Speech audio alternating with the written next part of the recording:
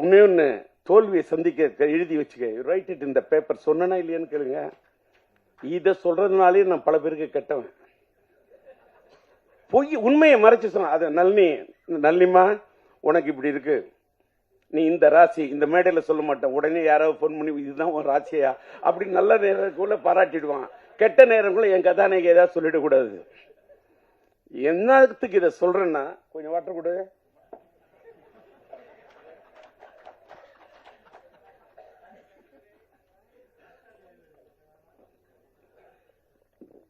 தண்ணி குடிச்சா தப்பு இல்ல, தண்ணி அடிச்சாதான் தப்பு. ஓகே, ஏன்னா எம்ஆர்ஓட ரசிகன்.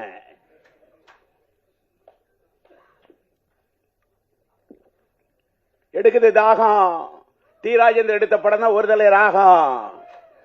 பேசக்குள்ளேயே அவரை சோகம்.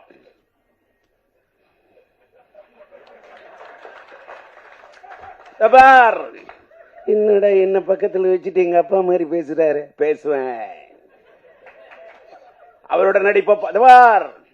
என் வீட்டுல யாரு என்ன பேசணும் பாத்தீங்கன்னா, இவர் சொன்னார் ஒரு தப்பு பண்ணாரு. ஒருத்தர் இடையில ஓடி வந்துட்டான், ஷார்ட் வீணா போயிடும். என் நண்பன் கஷ்டப்பட்டு அத்தனை டேக் அப்படி ரவுண்ட் ஸ்டார்ல போட்டு அத்தனை டைலாக் விட்டுருக்கான், இடையில ஒருத்தர் ஓடி வந்துட்டான்னு சொன்னாங்க. மத்தவன என்ன யோசிப்பான், ரீடேக்குன்னுவான். ஏண்டா வீட்டுல ஒரு வேலைக்காரர் இருக்க மாட்டேன்னா வச்சுக்க ஷார்ட். ஓகே ஜோத் டி ராஜேந்தர் தாளந்தட்டம் பாடுவோம் பாட்டே இப்படி போடுவோம் அடிக்கடி ரூட்டு. டி ராஜேந்தர் தட்டம் பீட்டே, ராஜேந்தருக்கு தனி ரூட்டு. சும்மா எல்லாம் ஒரு சினிமாவுக்கு வந்து ஒருத்தன் ஜெயிக்க முடியாதியா. சினிமாவுக்கு வர்றதுக்கு என்ன அவ்வளவு செதுக்கிருக்கேன், கஷ்டப்பட்டு இருக்கேன். இப்ப இந்த மேடையில் நான் உட்கார்ந்துருக்கேன். என்னோட டிஸ்ட்ரிபியூஷன் இப்ப சொன்ன என்னோட படத்துக்கு பிலிம்கோ காதர் தான் இது பண்ணாங்க. என்னோட முதல் படத்துல என்ன உருவாக்குனது EM இப்ராஹிம். அதனாலதான் என்னோட பாதி நண்பர்கள் முஸ்லிம்ஸ் தான். இன்னைக்கு ஃபாரூக் பிக்சர்ஸ் என்னோட ஒரு தயாரிப்பாளர் அவருக்கு வந்திருக்காரு. என்னை வச்சு படம் எடுக்கணும் அப்படின்றது அவருடைய ஒரு இது.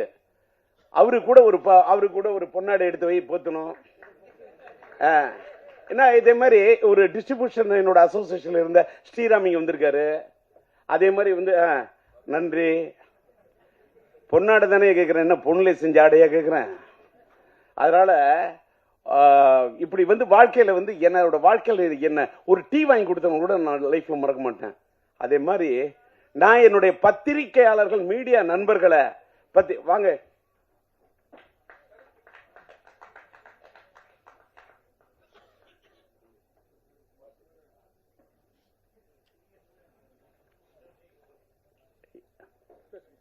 என்ன செய்யணும் போயிட்டு தப்பா ஏதோ பேசிட்டு. அதாவது நான் இப்ப இப்படி இவ்வளவு என்னடா இவ்வளவு இதா பேசுறேனே அப்படின்னு சில பேர் நினைப்பாங்க.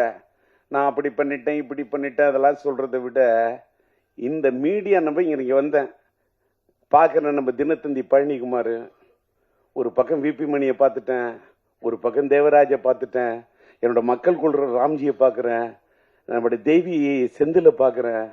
எனக்கு அப்படியே என்ன பிளாஷ்பேக்கியா. என்னுடைய பத்திரிகை உலகத்து நண்பர்கள் யாரையும் பத்திரிகைக்காரன் நினைச்சதே கிடையாது. நான் என்ன சினிமாக்காரன அவனை பத்திரிகைக்காரன் பிரிச்சு பார்த்ததே இல்லை. நாங்களும் ஒரே இது வந்து ஒப்புக்கா சொல்றது இல்ல.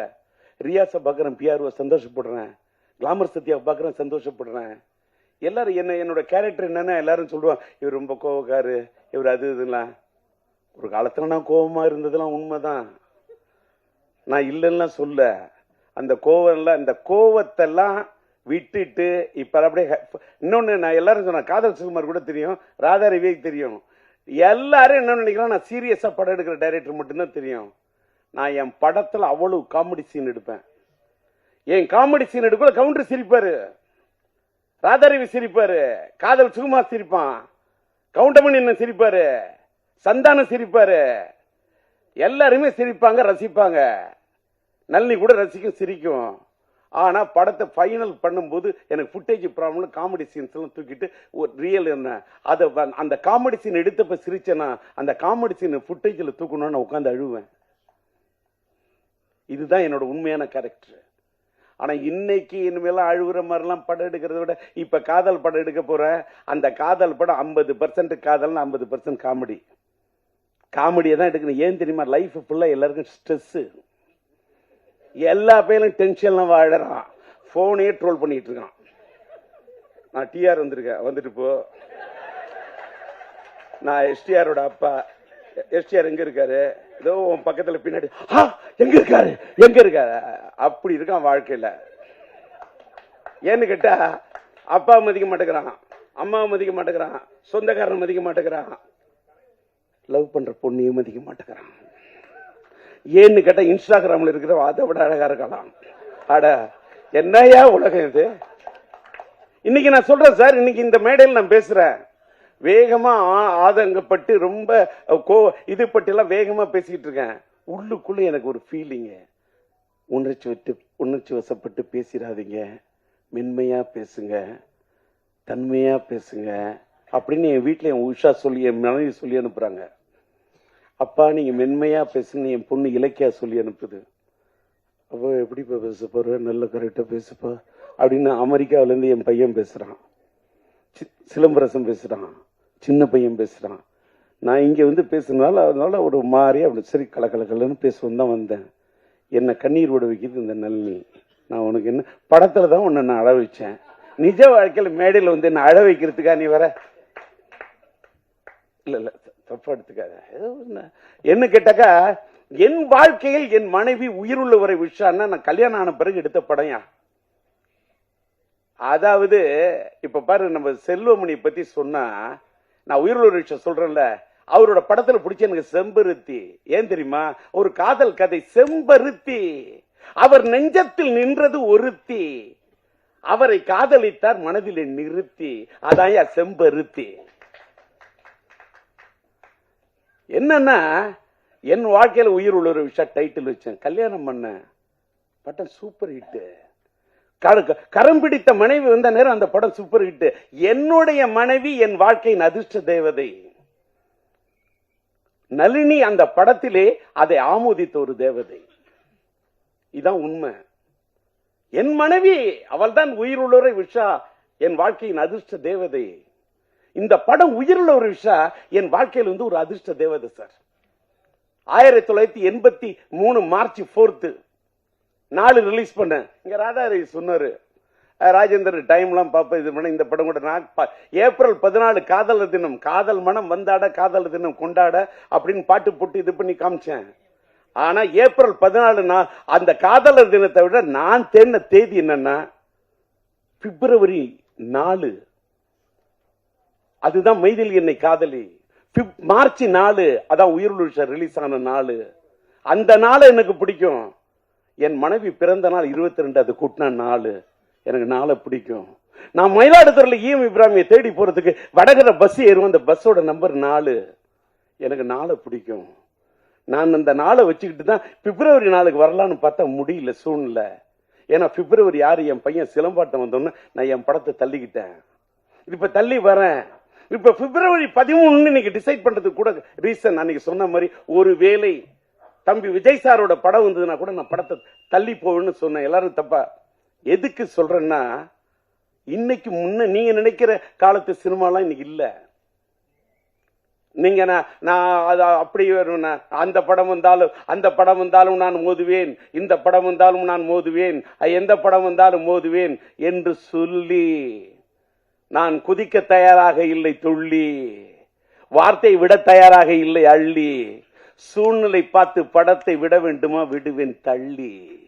இதுதான் இன்னைய ராஜேந்தர். முன்னெல்லாம் சத்திரியன் ராஜேந்தர், இன்னைக்கெல்லாம் சாணக்கியன் ராஜேந்தர். இப்ப என்னடா இவரு அது பேசல இது பேசல, பாலிடிக்ஸ் பேசல, இந்த புலி பதுங்குது. இன்னொன்னு நான் பாலிடிக்ஸ் பேசி என்ன, நான் பாலிடிக்ஸ் பேசினப்ப அப்படி கொள்கைக்காக பேசினப்ப அப்படி பேசினப்ப உறக்க பேசினப்ப ஈழத் தமிழர்களுக்காக என்னுடைய பதவியை ராஜினாமா பண்ணதுக்காக எனக்கு என்ன பட்டையும் கொடுத்துட்டாங்க, எனக்கு என்ன பெரிய பொன்னாடைய போத்திட்டாங்க. அதெல்லாம் சும்மா. இங்க தலையெடுத்து நல்லா இருந்தாதான் வாழ்க்கை. எதுக்கியா இருக்கவே இருக்கு நம்ம சினிமா.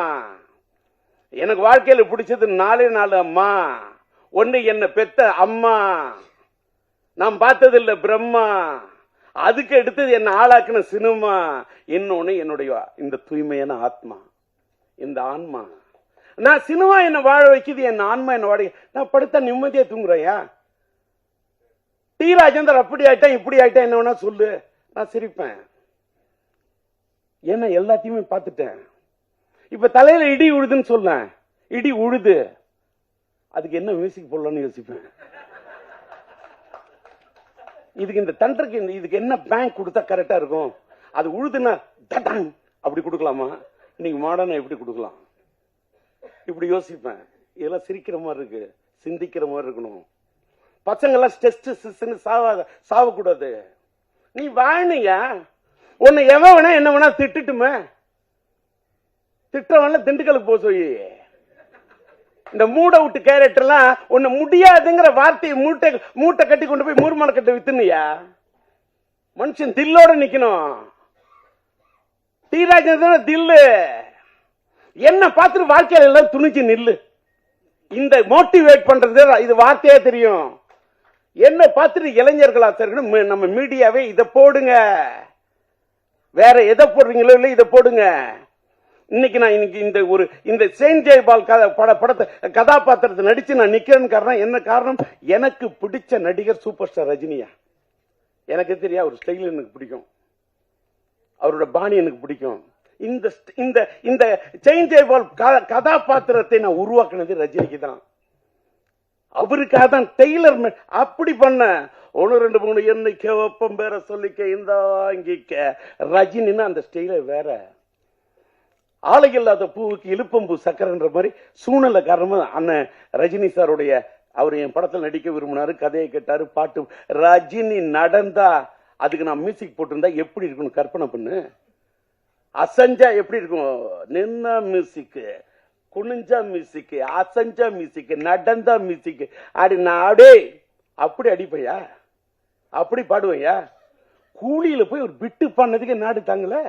நேற்று ஒரு கல்யாண வீட்டுக்கு போறேன் அப்படின்னா டூ டக்கா டுவு டுவு டூ டக்கா டக்க டூ டக்கா டுவு டுவு டூ டக்கா தட்டுறான். என்ன பண்ணுவேன்? என்ன எதுக்கா சொல்ல உடனே இவர் என்ன பெரிய இவரா? நான் பெரிய இவரெல்லாம் இல்ல, ஏஐ வச்சுலாம் பாடல, ஒரிஜினலா பாடுறேன். அங்கதான் விஷயம். அது ஏஐ, பிஆர் பண்ணது இயற்கை. இங்க தாளம் போடும் என் கை.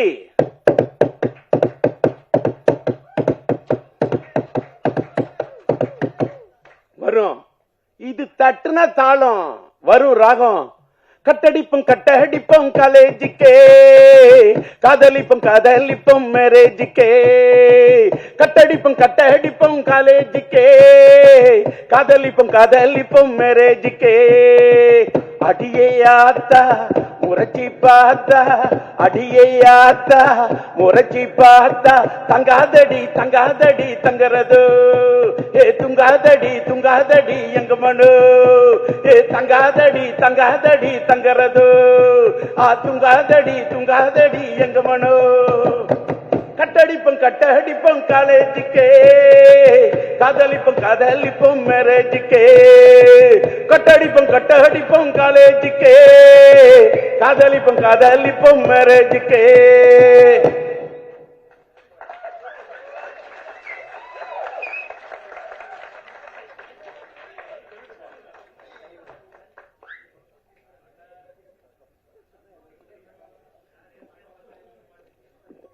என்ன எனர்ஜின்னு கண்ணு வைக்காத. என்ன எனர்ஜி சொல்லட்டுமா?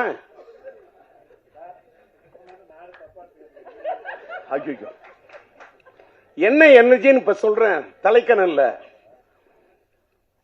காலேஜில் இந்த மாதிரி ட்ரம் அடிச்சேன், இந்த மாதிரி டேபிள்ல தாளம் அடிச்சேன். கூட இருக்க அத்தனை பேரும் தம் அடிச்சேன்யா, நான் தம் அடிக்கலையா? உடனே நினைப்பீங்க, என்னடா இவன் தம் அடிக்கலையே, இவன் நல்லவங்கிறதுக்கா? இல்ல சார், தம் அடிச்சாக்க என் வீட்டுல குடும்பம் அடுப்பு புகையாது சார். என் வாயில நெருப்பு புரிஞ்சா எங்க வீட்டுல அடுப்பு புகையாது சார். எங்க அம்மா எனக்கு கஷ்டப்பட்டு ஒரே ஒரு டிஃபன் பாக்ஸ்ல கொடுத்த தயிர் சாதத்தி எலுமிச்சை சுரி சாப்பிட்டு படிச்சு ஒரு கோல்டு மெடல் வாங்கணும்னு நினைச்ச ஒரு ஸ்டூடெண்டால என்னால தம் அடிக்க முடியாதையா? இன்னைக்கு இவ்வளவு எல்லாம் இவருக்கு என்ன எனர்ஜின்றீங்க. நான் அன்னைக்கு வாழ்க்கையில தம்ம தொட்டதே கிடையாது. ட்ரம் அடிப்பேன், ஆனா தம் அடிக்க மாட்டேன். இன்னைக்கு தம் பிடிச்சு நிக்கிறேன்னா காரணம் தம் அடிக்காம இருந்ததாயா. இதை பார்த்தாவது இளைஞங்கள்லாம் கத்துங்க ஐயா. என் பையன் நடிச்ச படம் தம்மா இருக்கலாம், ஆனா டிஆர் தம் அடிக்க மாட்டேன். அவன் நடிச்ச படம் தம்மு, அந்த தம்மு வேற. அவனும் இன்னைக்கு தம்மோட தான் நிக்கிறான். நான் சொல்றது வேற தம்மு, அதாவது காதல் சுகுமார். நான் சொல்றது வேற தம்மு, அத நீ நீ நீ வேற மாத்த கூடாது. இன்னொன்னு என்னடா டிஆர் ரொம்ப கலகலப்பா பேசுன. ஐயோ போகும்போது எதே எடுத்துட்டு போறோம், வந்தாங்க மீடியா, அங்கேருந்து வந்தோன்னு அங்கேருந்து வந்த பழனிக்குமார் சொல்றாரு, இன்னைக்கு அன்னைக்கு பேசுனது சூப்பர், அதை விட இன்னைக்கு நல்லா பேசணும். அப்படியே சும்மா டல்லா நான் இந்த படத்துக்கு வந்திருக்கின்றேன். இந்த படம் ஒரு 350 நாள் ஓடி. எப்படா 3 நாள் ஓடுறதுக்கு கஷ்டம், வெள்ளி சனி ஞாயிறுக்கே அவன் முக்கிக்கிட்டு கிடக்குறான். இதுல 350 நாள். இந்த அல்வா கொடுக்கறதுலாம் எனக்கிட்ட நடக்காது. நான் அதெல்லாம் நம்பவே மாட்டேன். நான் கனவு எதவரையா பணத்தை யாராவது என் கையில கொடுத்தாக்க அந்த பணத்தை எனக்கு கிள்ளி பார்ப்பேன், இது ஒரிஜினல் டூப்பான்னு. நான் எதுவுமே நம்ப மாட்டேன். ஒரு பொண்ணு நான் ஒன்னு விரும்புறேன்னு சொன்னாலும் நம்ப மாட்டேன். அவ பொண்ணு விரும்புறன்னு சொல்ற அவளுடைய இதழில் சொல்லக்கூடிய வார்த்தையை விட அவ கண்ணு சொல்லு, அதான் என் காதல். இன்னைக்கு லவ் ஸ்டோரி இப்படி எடுக்கிறேன்னா எப்படி எடுக்கிறேன்? ஒரு பொண்ணோட கண்ணை புரிஞ்சுக்க முடியாத ஒன்னால ஒரு பொண்ணை எப்படியா புரிஞ்சுக்க முடியும்? ஒரு பொண்ணோட அத வார்த்தையால சொல்ல முடியாத அத்தனையும் பார்வை சொல்றியா, அதான் என் காதல். அதனாலதான் சொன்னால்தான் காதலா, சொல்லாமலே பாடலா, சொல்லாம தானே இந்த மனசு தவிக்குது. மனசு தவி டி ராஜேந்தர் சும்மா எல்லாம் ஜெயிச்சு இல்ல, சும்மா எல்லாம் நின்னு இல்ல. இங்க தேவராஜ் பாக்குறாரு, என்னுடைய பத்திரிகை நண்பர்கள் அத்தனை பேர், நம்மளுடைய தேவி செந்தில் பாக்குறாரு, அத்தனை பத்திரிகை அத்தனை நண்பர்களுக்கு என்னோட நன்றி. இப்ப நான் பேர் சொல்லணும்னு வச்சுக்க, கமலா தேட்டர் ரமேஷ சொல்லலாமா, ஸ்ரீராம சொல்லலாமா, நம்ம இவரை சொல்லலாமா, யாரையோ சொல்லணும், யாரையோ பாராட்டணும். உண்மையான எனக்கு இன்னைக்கு வந்ததுல என் படத்தை பத்தி நான் பேசுறதை விட இப்ப செல்லுமணி பேசினார் பாருங்க, அவரோட கேப்டன் பிரகாவர் பார்த்து நான் தலை சுத்தணுவேன். நான் புது வசந்தம் பார்த்துட்டு அப்படி என்னுடைய என் படத்தில் நடிச்ச தங்கை கோரிக்கையில் நல்லியோட நடிச்ச ஆனந்த் பாபு அப்படி அற்புதமா பயன்படுத்தி இருந்தான் இந்த மனுஷன். எனக்கு அடுத்தவங்க படத்தை அப்படி ரசிப்பேன். நான் யாரை பார்த்தும் பொறாமப்பட்டதே இல்லை, யாரை பார்த்துமே பொறாமப்பட்டது இல்லை.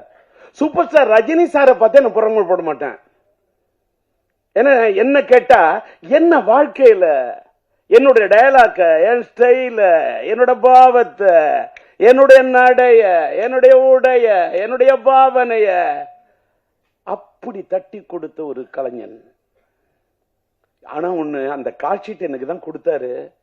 அவரோட படத்தை ஒரு பெரிய தயாரிப்பு நிறுவனம் தான் பண்ணணும் அப்படின்னு சொன்னாரு. என்னால நான் தயாரிக்கிறது உங்களோட டைரக்ஷன் கேட்கிறேன். நான் ராஜீவ் டைரக்ட் பண்ணாலும் அவ்வளவு ரூபா சம்பளம், ரஜினி சார் டைரக்ட் பண்ண அவ்வளவு சொன்னேன். நான் தயாரிச்சா இன்னைக்கு என்னோட பிரச்சனை தீர்வு ரஜினி இல்ல, நான் பெரிய கம்பெனியில மட்டும்தான் நடிக்கிறது, கொல்லியா வச்சுருது ராஜேந்தர், தப்பா எடுத்துக்காது என்ன. அப்ப நான் சொன்னேன், ஓகே தலைவா, நண்பா, நான் ஒரு பெரிய தயாரிப்பாளர் ஆன பிறகு, தயாரிப்பு நிறுவனம் ஆன பிறகு நான் வரேன்னு சொல்லிட்டு வந்தேன். வந்துட்டு நான் ரஜினி வச்சு படம் எடுக்கல, ரஜினியோட பிளட் ஸ்டோன் டிஸ்ட்ரிபியூட்டரா வாங்கினேன்.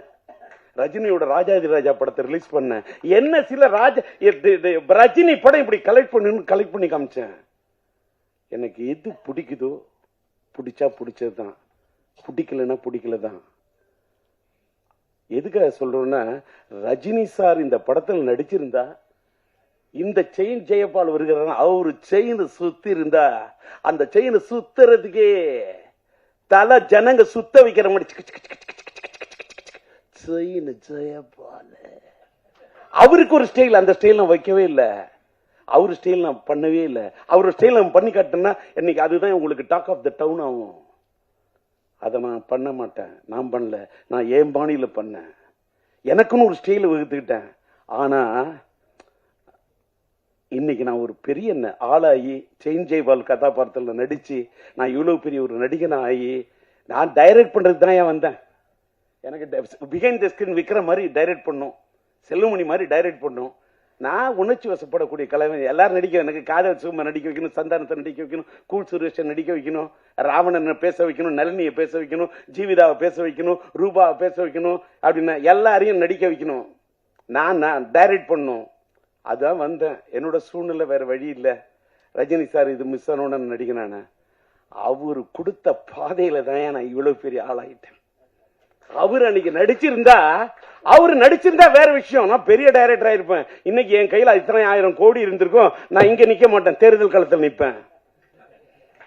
என்கிட்ட இன்னைக்கு இல்ல 500 கோடி 1000 கோடி. என்கிட்ட இருக்கிறது ஒன்லி தாடி. ஆனா இது இல்ல, வெறும் தாடி. பஞ்சு டைலாக்கா வருது. இந்த அம்மா கவிதா வந்து மேடையில பேசுன்னு கொண்டா தமிழ்நடையோட பேசுனுச்சு. முதல் நாள் சிலம்பாட்டத்தில் பேசுனுச்சு. வேற யார கம்பேர் கூட சிங்காரவேலு என் நண்பன் சிங்காரவேலு டைமண்ட் பாமோ அந்த அம்மா கவிதா பேசணும். அந்த அம்மா பேசிட்டீங்க. அந்த அம்மாவுடைய அந்த தமிழ் ஏன்னு கேட்டா அந்த பொண்ணு தஞ்சாவூர் பொண்ணு வந்து தஞ்சை சீனியர்ஸ் படத்துக்கு பேசாம எந்த படத்துக்கு பேசும் போயிட்டு வந்துட்டேன். ஒரே டைலாக். அந்த பொண்ணு பின்னாடி இன்னைக்கு சிரிக்குதா இல்ல இவர் தப்பா சொல்றாரான்னு எனக்கு தெரியாது. அதை பத்தி கவலையே கிடையாது. அந்த அம்மா தஞ்சாவூர்னு நினைக்கிறேன்னா ஓகே பாருங்க. தினமலர் அது ஒரு பத்திரிகையில வேலை செய்யக்கூடிய காலகட்டத்தில் அந்த அம்மா என்னோட ஊர் எதுன்னு சொன்ன ஒரு 4 கேள்வி தஞ்சாவூர்னு சொன்னுச்சு. ஒரு 4 கேள்வி கூட கேட்டுக்கொண்டேன். எனக்கு என் ஊர்னா ரொம்ப பைத்தியம். என் ஊர்னா எனக்கு அது மேல ஒரு பெரிய இது. என் தஞ்சை அவன் தன்னோட பேரை யாரு வைப்பான்? தன்னுடைய கம்பெனிக்கு பேர் வந்து தான் பேரை வச்சுப்பான். நான் என்னுடைய தஞ்சை மாவட்டத்துக்கு தஞ்சை சீனியர்ஸ் பேர் வச்சேன். அப்புறமா என் பையன் பிறந்தோன்னு சிம்பு சீனியர்ஸ் வச்சேன். அது வேற விஷயம். ஏன்னா அந்த தஞ்சையை பிடிச்ச மாதிரி தஞ்சையும் நெஞ்சுக்குள்ள இருக்கு, சிம்புவும் நெஞ்சுக்குள்ளே இருக்கான். என் பையன் சிலம்பு இருக்கானா, அவனோட ஷார்ட் நேம் சிம்பு. அதனால சிம்பு சீனியர்ஸ் வச்சேன்.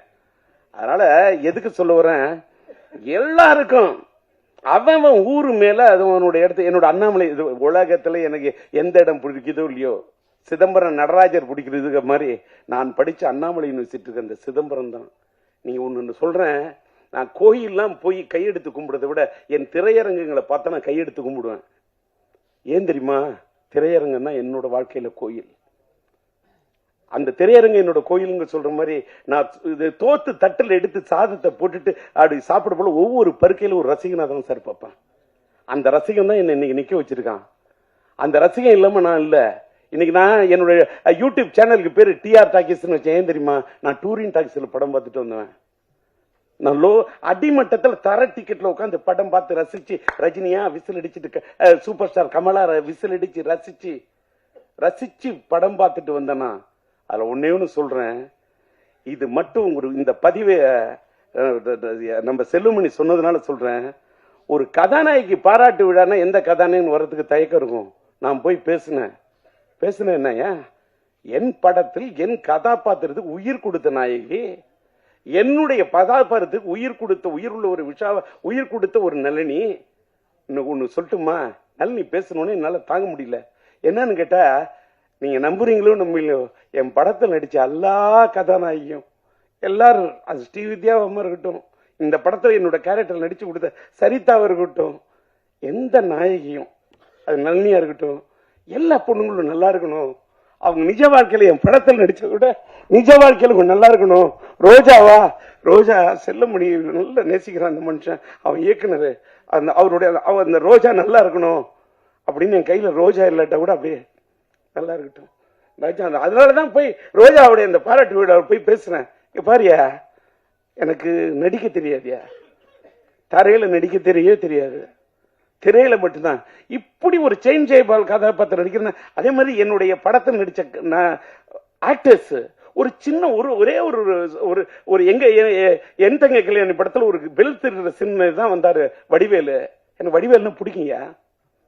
வடிவேலு நான் ஃபர்ஸ்ட் ஷாட்ல நடிக்க வச்சேன். இன்னைக்கு வரைக்கும் அந்த பையன் நன்றியோட என்ன நினைவு கூறக்கூடிய வடிவேலு. காதல் சுகுமாருக்கு என் மேல ஒரு தாளாத காதல்ங்கிற அளவுக்கு என் மேல பற்றா இருக்கிறான். ஒரு ராவணனா எஸ்டிஆர்னா டிஆர்னா உயிரை விடுறான். என்ன விரும்புறவங்கள நான் விரும்புவேன், என்ன நம்புறவங்க நல்லா இருக்குன்னு நினைப்பேன். இந்த படம் கூட நான் யாரு தலையிலும் கட்டல சார், தமிழகம் எங்கும் சிம்பு சீனியர்ஸ் சார். அங்க கவனிங்க, இந்த தமிழகம் எங்கும் சிம்பு சீனியர்ஸ் நான் மட்டும் நிக்கல. இப்ப சிட்டி என்எஸ்சி நான் ரிலீஸ் பண்றேன். என் கூட டிஸ்ட்ரிபியூட்டர் அசோசியேஷன் ஸ்ரீராமுக்கு கூட நான் நிக்கிறேன். என் ஃப்ரெண்டு தங்கராஜ், என்னால வர முடியுமோ முடியாதோ நான் ஸ்ரீராம் அனுப்புறேன், நான் உங்களுக்கு பக்க பலமா இருக்கிறேன். என் நண்பன் தனம் பிக்சர்ஸ் படு ரமேஷ் செங்கல்பட்டு அந்த ஏரியாவுக்கு. அதே மாதிரி நார்த்து சவுத்து, அதாவது நார்த் ஆர்காடு சவுத் ஆர்காடுக்கு சீனு எனக்காக வந்து இது பண்றாரு. அதே மாதிரி தஞ்சாவூர், ஏன் தஞ்சை சீனியர், தஞ்சை மாவட்டத்தில் என்ன நண்பன் தஞ்சை ராமதாஸ் இந்த படத்துக்கு நீங்க சிம்பு சீனியர்ஸ் ரிலீஸ் பண்ணாங்க கூட நிப்பொன்னு. அதே மாதிரி அதே நீங்க பாத்தீங்கன்னா சேலத்துல பாத்தீங்கன்னா சிதம்பரம் ஐயா, அங்க இருக்கக்கூடிய மோகன், அங்க இருக்கக்கூடிய சேல நாராயண, எல்லாத்துக்கும் மேல சேலத்தில் இருக்கக்கூடிய என்னுடைய அன்பு தம்பி அன்பரசு, என்னால் உருவாக்கப்பட்ட அன்பரசு, இவங்க எல்லாம் நின்று சிம்பு சீனியர்ஸ் ரிலீஸ். கோயம்புத்தூர்ல எடுத்தா என் இணைய நண்பன் சார்லஸ், என்னோட நிழலு, என்னுடைய அன்பு தம்பி அங்க கோவை சார், அங்க என்னுடைய இணைய நண்பன் நம்முடைய காஸ்மோஸ் சிவகுமார், அவரு எனக்கு கை கொடுக்கிறாரு. மதுரையில் எடுத்துக்கிட்டா திருப்பதி பிக்சர்ஸ், நம்மளோட பரமக்குடி தியேட்டர் ஓனர் அந்த சேகர் என்ற அந்த விவேகானந்தன், அவங்க மூலமா மதுரையில ரிலீஸ் பண்றேன்.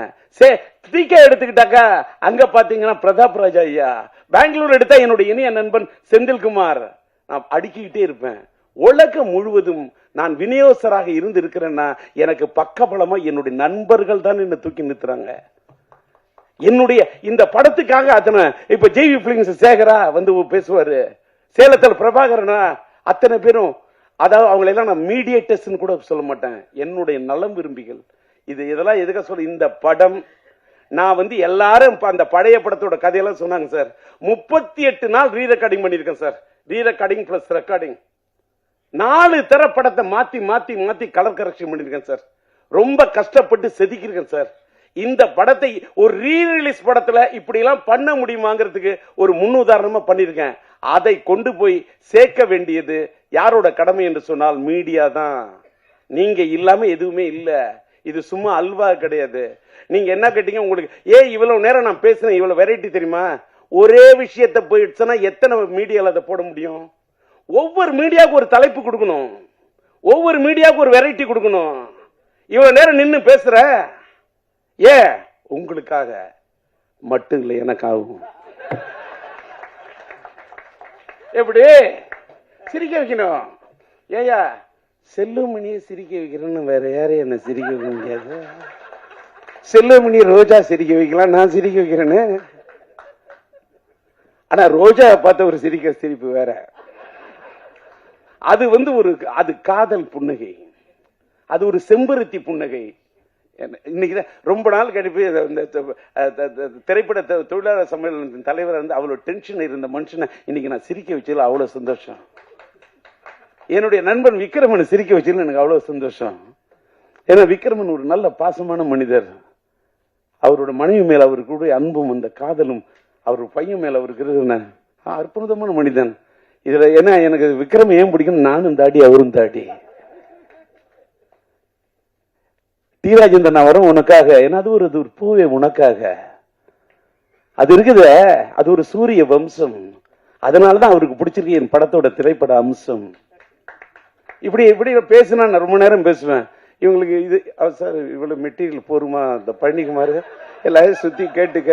இதுக்கு மேல நான் பேசணும்னு வச்சுக்க, அடுத்த தடவை பேசுறதுக்கு மெட்டீரியல் நினைச்சிடாத. நான் எத்தனை மேடையில பேசலாம் புதுசு புதுசா பேசுவேன். ராதாரவி சொன்ன மாதிரி என்ன பாரு. எல்லாத்த விட என்னுடைய இன்னொன்னு நல்லா எல்லாரும் டி ராஜேந்திரன் கம்பெனி வந்து டீ கிடைக்கல காப்பி கிடைக்கல சொல்லக்கூடாது. நல்லா டீ சாப்பிட்டீங்களா காபி சாப்பிட்டீங்களா, வடை நான் சாயங்காலம் சாப்பிட்டுருக்கணும் வடை. இப்ப நான் சொல்ல போறேன் உங்களுக்கு விட. ஏன்னா அதை கூட அதுல கூட ஒரு வந்து விடுத்து ஒரு தமிழ் நட. காரணம் டிஆர்எட் இருக்கு ஒரு தமிழ் மடை. இதுக்கு மேல நான் விரிக்கிறதா இல்ல கடை. நன்றி வணக்கம். பட்டுமா